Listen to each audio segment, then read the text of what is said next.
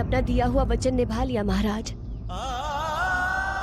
हमने झांसी से British battalion को बिना रक्तपात के जाने के लिए विवश कर दिया। और समर सिंह को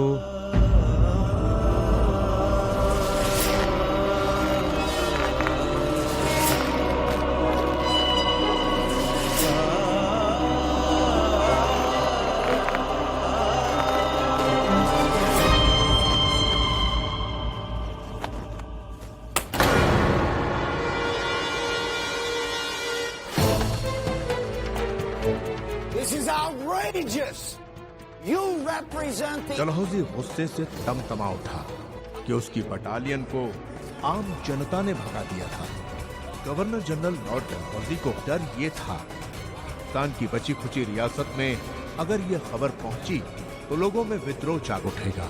डलहौजी ऐसा खतरा उठाने को तैयार नहीं था कि नीति तो ये थी कि रियासतों को हड़प भी लिया जाए और किसी को कानो कान खबर भी ना। We want to do it peacefully and effortlessly. और डलहौजी के पास झांसी के वारिस ना होने का सबसे बड़ा मोहरा था। Then Gangadhar Rao co-rule out Karnahay. But we will have to do it politically. We will have to do it with a political agent. Sir, I know a political agent who is just right for this job. Who is political yet वो इन हिंदुस्तानियों का दिल जीतना अच्छी तरह जानता है। और उनके पास एक ऐसा व्यक्ति था जो हिंदुस्तानी संस्कृति को करीब से जानता था। उसका अंदाज, रहन सहन बिल्कुल ऐसा था कि हिंदुस्तानी सोचने पर मजबूर हो जाते थे कि क्या कोई अंग्रेज ऐसा भी हो सकता है। उसकी सबसे बड़ी खूबी थी कि वो जहां भी जाता उस सभ्यता संस्कृति को अपना लेता। उसका मानना था कि जैसा देश वैसा देश।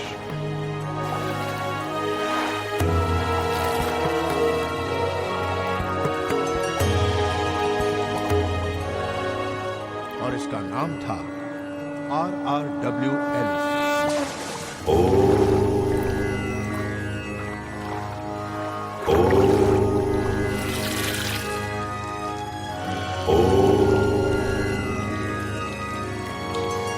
ओम जय सदा सवित्र मंडल मध्यवर्ती नारायण सुरसिजा संसनिधिष्ट खेयुरवान मक्कल कुंडरवान कीर्तिहारी हिरण्य में वपूर कृत शंख चक्र। ओम कृष्णे नमः।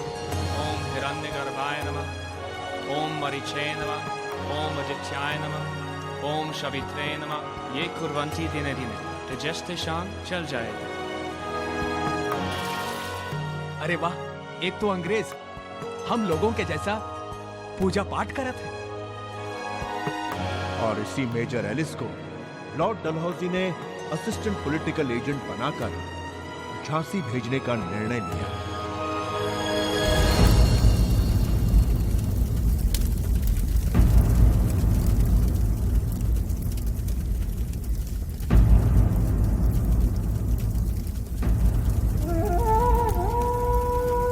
महारानी साहब,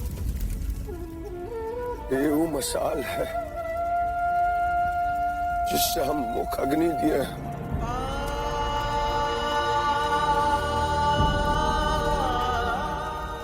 समर भाव दिल मां क्रांति की आग जलाई के वीर गति को प्राप्त हो गए।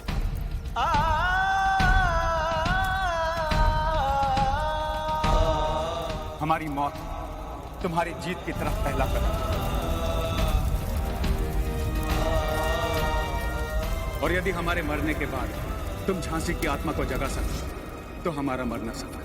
समर सिंह की, समर सिंह की, समर सिंह की, समर सिंह की, समर सिंह की, समर सिंह की।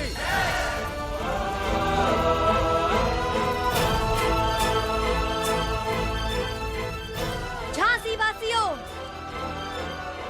समर सिंह की मृत्यु अवश्य हुई है, परंतु उनका उद्देश्य अभी भी जीवित है और हम सबके दिलों में इस मशाल की लौ की तरह धधक रहा है। तुम सबको सौगंध है समर सिंह के पवित्र आत्मा की इस धधकती हुई लौ को बुझने मत देना। इस मशाल की लौ तब तक जलती रहेगी जब तक हम इन धूत फिरंगियों को मिलकर अपनी झांसी से भगा नहीं देते। समर सिंह की, महारानी लक्ष्मीबाई की, महारानी लक्ष्मीबाई की, महारानी लक्ष्मीबाई की।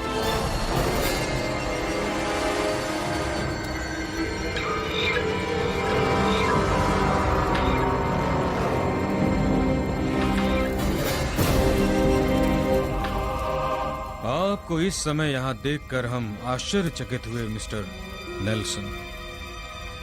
ऐसी क्या समस्या उत्पन्न हो गई कि एक शहीद के अंत संस्कार में आप विघ्न डालने चले आए? Sorry, Your Majesty. Samar Singh was no martyr. He was a dacoit.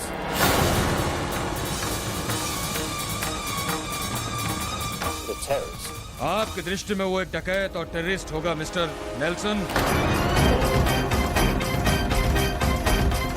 परंतु झांसी की प्रजा उसे एक शहीद मानती है। I really don't care, Your Majesty. Anyway, I came here to discuss something else. कि हमारी बटालियन को जिस तरह से यहाँ से हटाया गया है, उसे ब्रिटिश गवर्नमेंट ने सीरियसली लिया है और आपके लिए प्रॉब्लम हो गए हैं, क्योंकि जो इस क्राइम में शामिल है उन्हें पनिश किया जाएगा। गंगाधर के क्षेत्र अधिकार में ऐसा दुस्साहस गवर्नर जनरल लॉर्ड डलहौजी भी नहीं कर सकते। आप क्या हैं?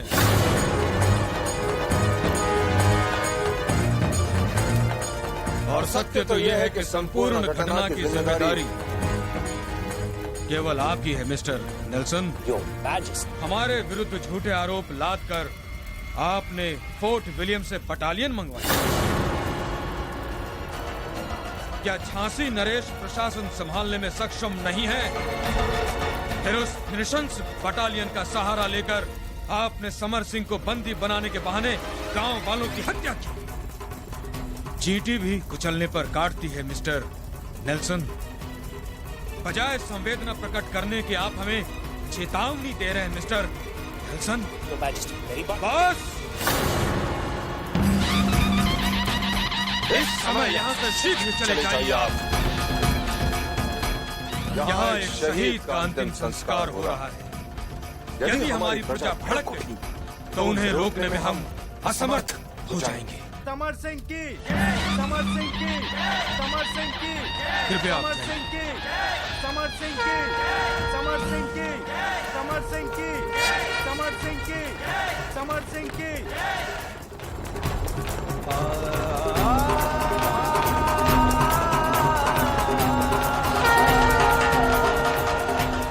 महारानी साहिबा, शहीद समर सिंह की प्रतिमा उसी छावनी पर लगाई गई है जहां वो ब्रिटिश बटालियन ठहरी थी।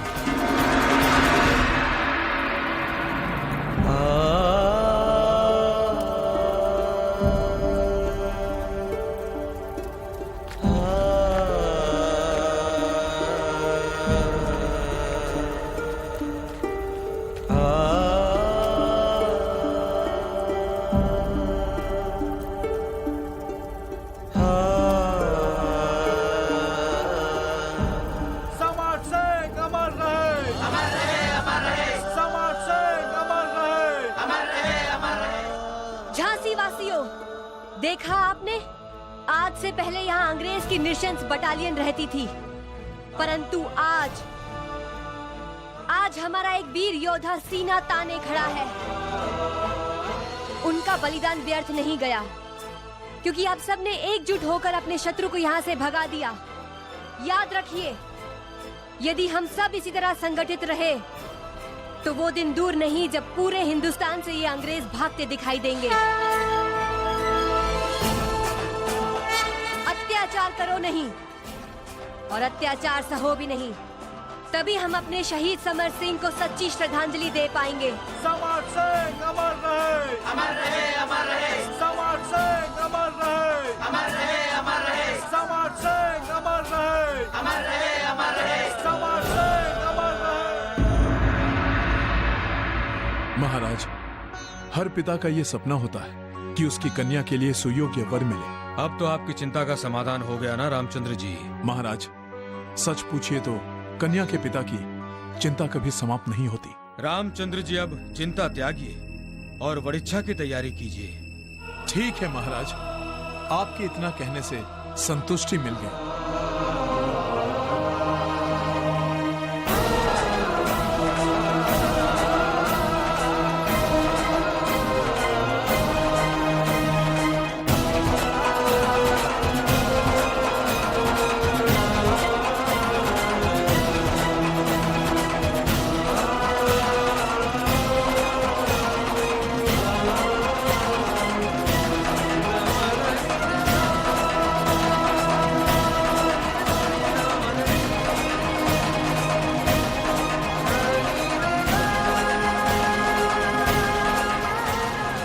रुको, महाराज से जाकर कहो कि हम उनसे अपने कक्ष में मिलना चाहते हैं।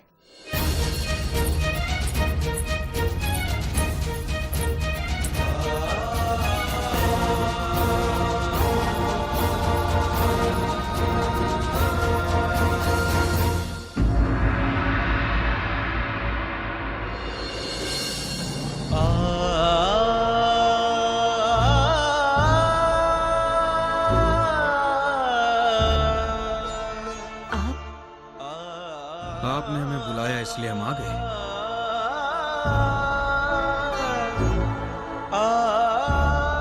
क्या बात है? बैठक में अतिथि हमारी प्रतीक्षा कर रहे हैं। कुछ नहीं महाराज, वो तो जब से आप वापस आए हैं हमारी आपसे कोई बातचीत ही नहीं हुई। बताइए, कुछ आवश्यक बात है? अत्यंत आवश्यक नहीं, कोई आवश्यक बात नहीं है, परंतु इतना अधिकार तो है ना कि हम आपसे अपनी मन की बात कर सके। अवश्य अवश्य लक्ष्मी। हम नहीं जानते कि आप हमें क्षमा कर पाएंगे भी या नहीं, परंतु हमने आज तक जो कुछ भी किया अपनी झांसी और झांसी के प्रजा के हित के लिए किया।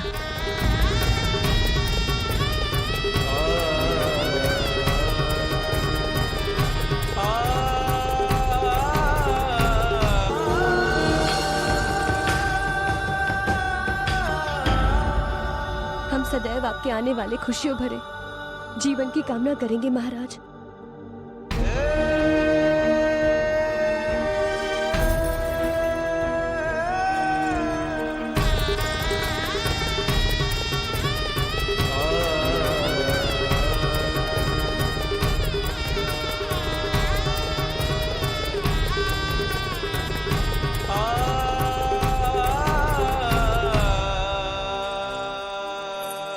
लक्ष्मी,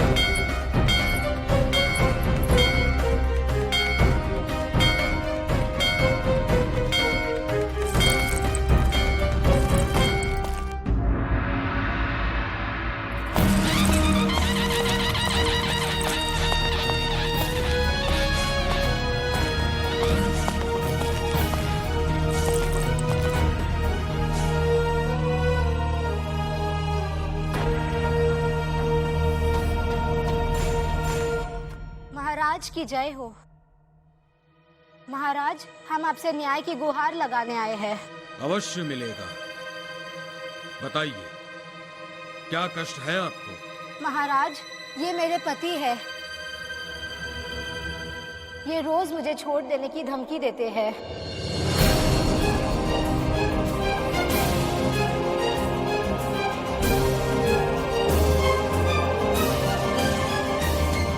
ऐसा क्यों करते हो? क्षमा कीजिएगा महाराज, मगर इस मूर्ख ने कार्य ही कुछ ऐसा किया है महाराज।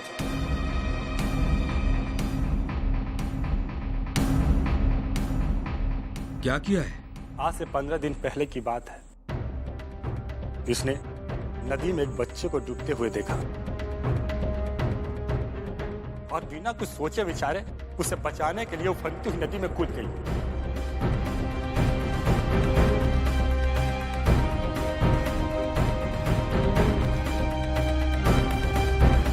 वाह, ये तो बहुत अच्छी बात है। इससे ये सिद्ध होता है कि किसी और के प्राण बचाने के लिए आपने अपने प्राणों की चिंता तक नहीं की। ऐसी पत्नी तो भाग्यवान लोगों को मिलती है। क्षमा कीजिएगा महाराज, दूसरे के प्राणों को बचाने के लिए अपने घर में पल रहे मेरे बच्चे को खो दिया। महाराज, एक बच्चे को नदी में डूबकर मरते कैसे देख सकती थी? वो भी तो किसी माँ का बच्चा था। एक हंसता खेलता मासूम मेरे आंखों के सामने मरता नजर आ रहा था। मेरे पास उस बच्चे को बचाने के अतिरिक्त कोई विकल्प नहीं था। मेरे अंदर की ममता और कर्तव्य ने यह भुला दिया कि मेरे अंदर भी एक बच्चा है। वो समय ही कुछ ऐसा था महाराज। आप ही बताइए कि क्या एक माँ अपने गर्भ के बच्चे को जानबूझ के मारेगी भला? वो समय ही कुछ ऐसा था। आप ही बताइए महाराज, क्या कोई माँ अपने गर्भ में पल रहे बच्चे को जानबूझकर मारेगी भला? आप चुप क्यों हैं? बोलिए ना महाराज, बताइए। न्याय दीजिए महाराज, न्याय दीजिए। महाराज, मैंने केवल उस बच्चे की जान बचाने में अपना बच्चा खो दिया। महाराज, अपने बच्चे के छीन जाने का दुख एक माँ से अधिक और किसी को नहीं होता। इस दुख को ये क्या समझेंगे? हमें क्षमा कर दीजिए महाराज, क्षमा कर दीजिए हमें। गलती आपकी नहीं, गलती हमारी है। हम भ्रमवश ये समझ बैठे थे कि आप में एक औरत के लक्षण उभर कर आए हैं, ममता भरी औरत के लक्षण, परंतु नहीं, आपको तीर तलवार चाहिए, अंग्रेजों से युद्ध चाहिए। मां बनने की अभिलाषा आप में कभी थी ही नहीं। महाराज, यही सत्य है। आपको किसी एक को चुनना होगा, या आप रानी और क्रांतिकारी बनकर रहो, या हमारे बच्चे की मां और हमारी पत्नी। न्याय कीजिए महाराज, न्याय कीजिए। क्या ये मेरा अपराध है? आप चुप क्यों हैं? न्याय दीजिए महाराज, न्याय दीजिए। न्याय कीजिए महाराज, न्याय कीजिए। क्या ये मेरा अपराध है? आप चुप क्यों हैं? बोलिए ना महाराज, बताइए। न्याय कीजिए महाराज, न्याय कीजिए। बताइए, न्याय दीजिए। न्याय कीजिए महाराज, न्याय कीजिए। न्याय दीजिए महाराज, न्याय दीजिए। न्याय दीजिए महाराज, क्या ये मेरा अपराध? न्याय दीजिए। आप चुप क्यों हैं? न्याय कीजिए। क्या ये मेरा अपराध? न्याय दीजिए महाराज, न्याय कीजिए। न्याय दीजिए महाराज, बताइए।